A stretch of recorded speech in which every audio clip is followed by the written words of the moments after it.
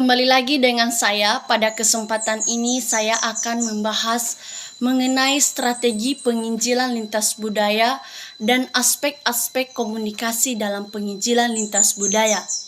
Kita akan membahasnya satu persatu. Pertama, kita membahas mengenai strategi penginjilan lintas budaya. Sebelum saya memaparkan apa saja strategi penginjilan lintas budaya, kita harus memahami dan mengerti dalam Injil Markus pasal 4 ayat 1 sampai 34. Tuhan Yesus mengajarkan tentang kerajaan Allah melalui strategi perumpamaan atau ilustrasi. Injil Markus membuktikan bahwa Tuhan Yesus bertindak, melayani, mengorbankan diri, dan menyelamatkan umat dari segala belenggu dosa. Pesan yang disampaikan Tuhan Yesus dalam pelayanannya yaitu iman dan pengampunan kepada semua orang. Dalam melakukan penginjilan lintas budaya juga, Yesus mengalami berbagai hambatan dalam suatu bangsa atau suku. Yang pertama yang dialami oleh Tuhan Yesus adalah ras, ekonomi, budaya, dan bahasa. Jadi dalam strategi penginjilan lintas budaya ini ada berbagai banyak tantangan dan hambatan yang kita lalui. Nah, strategi penginjilan lintas budaya ada 4 yang akan saya paparkan kepada kita pada saat ini. Pertama, yaitu memahami budaya lokal. Sebagai penginjil yang ingin memberitakan kabar baik ataupun kabar sukacita kepada semua orang, harus memahami budaya lokal yang ia ingin injili. Dengan hal itu, kita bisa masuk di dalam budaya tersebut. Kita tidak ditolak dalam suatu suku tersebut. Jadi perlu memahami asal-usul, bahasa, bagaimana ekonomi, serta bagaimanakah kehidupan orang-orang yang ada di sekitar tersebut. Kita dengan memahami budaya lokal tersebut, kita dengan mudahnya bergaul dengan orang-orang yang ada di sekitar kita tersebut. Jadi dalam hal itu adalah landasan ataupun pondasi dalam strategi penginjilan lintas budaya. Kita akan memasukinya dengan memahami apa kebutuhan, apa kepercayaan, bagaimanakah kehidupan orang-orang yang ada di sekitar kita tersebut. Yang kedua adalah menggunakan media yang ada dalam budaya tersebut. Terkadang penginjil tidak memahami bagaimana menggunakan media yang ada di dalam budaya tersebut. Dalam Injil Markus, Tuhan Yesus mengajarkan waktu dia mengajar di Galilea, dia menggunakan media yaitu lampu ataupun pelita. Jadi kita sebagai penginjil harus memahami apa saja media yang ada di dalam suku tersebut sehingga kita dapat memberitakan Injil dengan mudah dan orang-orang suku tersebut yang mendengarkan kita dapat memahami apa yang kita sampaikan kepada mereka dengan mudah. Yang ketiga yaitu memberdayakan potensi yang ada. Tuhan Yesus mengajarkan kita bagaimanakah memberdayakan potensi yang ada. Contohnya, sebagai seorang petani, kita mampu memberdayakan apa yang ada pada diri kita untuk kita salurkan kepada orang-orang yang ingin kita injili. Dengan hal itu, segala sesuatu yang kita lakukan dapat berjalan dengan baik. Potensi-potensi yang ada di dalam suku tersebut, kita harus menggunakannya. Jadi kita tidak perlu ragu lagi akan hal itu. Jadi kita sebagai penginjil harus bisa memberdayakan setiap apa yang ada dalam suku tersebut. Yang keempat adalah menciptakan terobosan baru. Sebagai seorang penginjil tidak hanya juga datang menceritakan kabar baik kepada semua orang, tetapi sebagai penginjil harus mampu menciptakan terobosan-terobosan baru supaya setiap orang yang mendengarkan apa yang kita ceritakan ataupun kesaksian yang ingin kita sampaikan kepada mereka, mereka menerimanya, mereka melakukannya, mereka mau bertindak. Sehingga kita juga sebagai orang yang memberitakan Injil itu harus menciptakan terobosan baru, inovasi baru, inovatif baru. Jadi kita tidak boleh monoton dengan apa yang ada dalam suku tersebut, tetapi bagaimanakah kita menciptakan suatu hal bahwa kesaksian kita itu benar-benar nyata dan benar-benar mengenai aspek-aspek komunikasi dalam penginjilan lintas budaya. Dalam komunikasi lintas budaya ada dua hal yang perlu kita lakukan. Yang pertama adalah utamakan yang terpenting dan diperlukan waktu. Dalam hal-hal yang utama dalam memberitakan Injil kepada siapapun, kepada yang umum ataupun universal, mayoritas Islam ataupun kepada siapapun, kita harus mengutamakan hal-hal yang terpenting. Ada 3 yang akan saya beritakan kepada kita mengenai hal-hal yang harus kita lakukan sebagai seorang penginjil agar komunikasi kita dalam penginjilan lintas budaya dapat diterima oleh orang lain. Pertama adalah hidup yang kudus. Tentunya kita sebagai orang yang memberitakan Injil ataupun kabar baik akan dilihat, akan ditonton, akan diperhatikan oleh orang-orang yang ada di sekitar kita.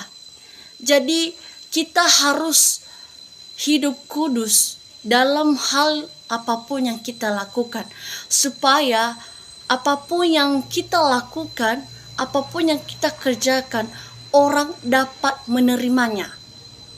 Kita harus meneladani Kristus dalam karakter dan sifat kita. Itu adalah hal yang sangat penting yang harus kita lakukan sebagai seorang penginjil dalam komunikasi. Sehingga apa yang kita ceritakan, apa yang kita saksikan tersebut dapat hidup. Karena melalui kehidupan kita, kita bisa menghidupinya.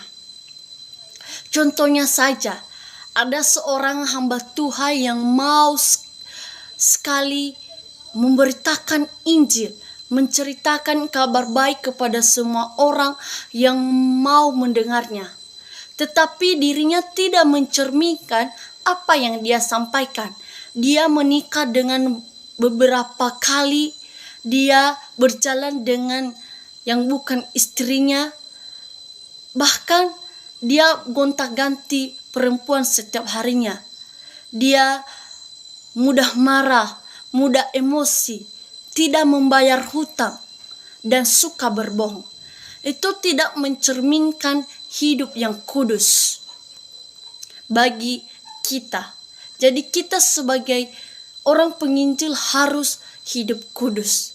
Yang kedua, hal penting yang harus kita utamakan yaitu berdoa untuk mukjizat.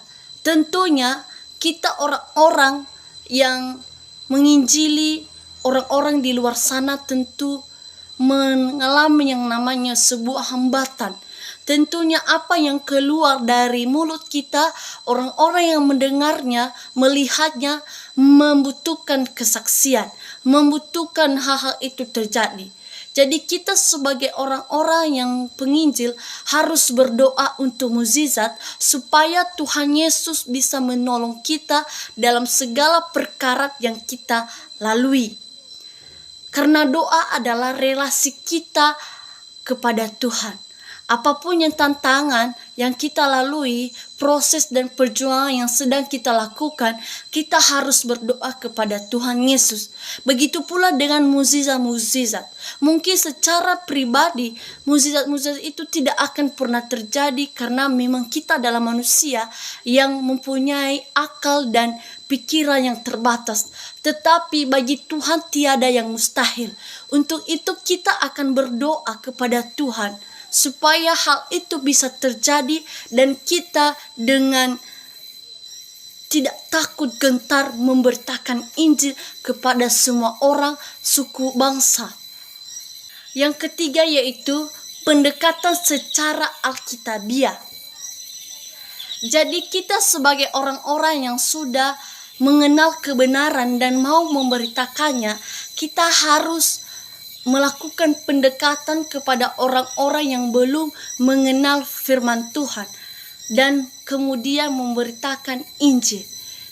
Jadi itu adalah sebuah pendekatan yang alkitabiah yang bisa kita lakukan dengan membacakan firman Tuhan kepadanya serta menceritakan serta memberikan sebuah pemahaman pengertian kepadanya supaya dia dapat memahami. Itulah yang ketiga hal yang bisa saya berikan, hal yang pertama dan hal yang terpenting dalam aspek-aspek komunikasi penginjilan lintas budaya. Pertama, kita harus hidup kudus. Kedua, berdoa untuk mukjizat. Ketiga, pendekatan secara Allah diperlukan waktu. Dalam menginjilin orang ataupun memberitakan sebuah kabar sukacita, itu bukan hal yang mudah, tetapi itu adalah suatu keinginan ataupun panggilan yang bisa bertahun-tahun.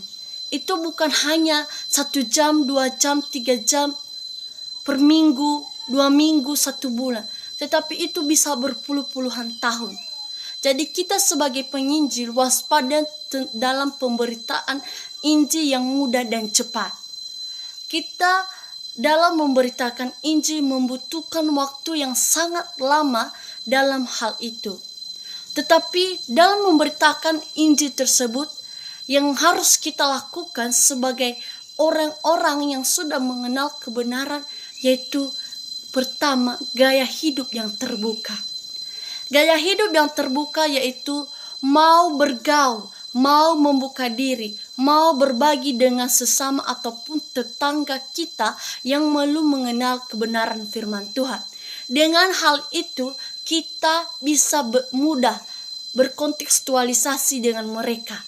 Gaya hidup kita juga menentukan bagaimanakah kita setiap harinya.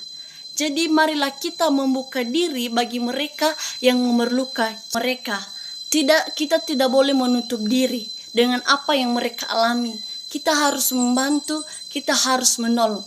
Itu adalah sebuah cara, yaitu gaya hidup yang terbuka. Yang kedua adalah keputusan yang tidak mudah diambil. Contohnya kita sebagai penginjil akan diperhadapkan dengan berbagai tantangan dan rintangan dalam ladang pelayanan. Contohnya saja dalam hari Minggu. Hari Minggu adalah liburan besar bagi orang-orang Kristen. Tetapi kita diajak supaya gotong royong di saat ibadah ataupun hari Minggu tersebut. Jadi kita sebagai orang yang sudah mengenal kebenaran harus mengambil keputusan yang bijak dalam hal itu. Yang ketiga adalah kasih berarti bukan mengasihi diri sendiri. Yang artinya kita sebagai orang yang sudah mengenal kebenaran harus mengasihi orang-orang yang kita beritakan Injil. Contohnya saudara, ada sebuah cerita dalam suatu rumah orang yang sudah mengenal kebenaran dan ada juga orang yang berbagai etnis Islam, Buddha dan lain sebagainya. Lalu kita mengundang mereka datang ke rumah kita ataupun di dalam rumah tuan rumah tersebut. Dia mengundang orang-orang tersebut supaya mereka bisa makan bareng. Dengan senangnya tuan rumah tersebut memasak makanan yang banyak sekali supaya orang-orang yang diundangnya dari berbagai etnis, budaya, agama tersebut merasakan bahagia datang di rumahnya tersebut.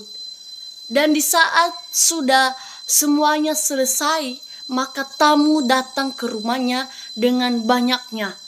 Lalu orang-orang mulai bertanya kepadanya karena memang berbagai etnis ataupun budaya, ras. Lalu mereka bertanya kepadanya, apa daging yang kamu masak kepada kita? Lalu dia menjawab adalah daging babi.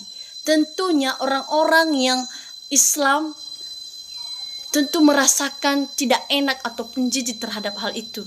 Sehingga mereka mengambil sebuah keputusan, orang-orang yang datang tersebut tidak akan mau berkunjung lagi. Mereka tidak mau berteman lagi. Mereka tidak mau bergereja lagi dengan orang tersebut ataupun berkomunikasi.